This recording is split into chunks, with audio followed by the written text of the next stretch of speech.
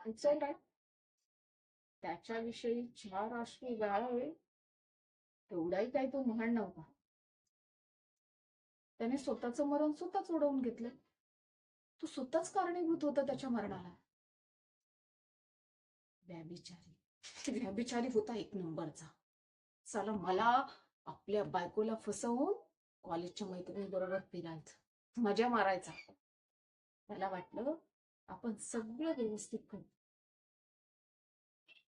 पण त्याच्या प्रत्येक प्रसंगावर, त्याच्या प्रत्येक पावलावर माझी नजर होती. मी वाट बघत होते ती फक्त एका संधीची.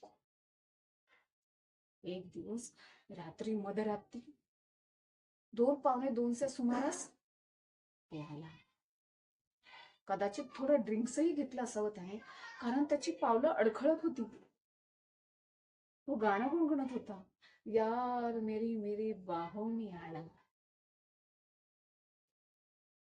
मी संपूर्ण तयारीनिशी दारा आड 15 किलोचा दगड घेऊन तो घरात आला. त्याने बुटं काढली, लाईट चालू केला आणि काही काळाच्या आतच मी दगड त्याच्या डोक्यात घातला. बिचारा अवघ्या 2-3 क्षणातच मेला. ज्या देहावर तो गर्व करत होता तो देहच अशी असते. फक्त डोक्याच्या जागी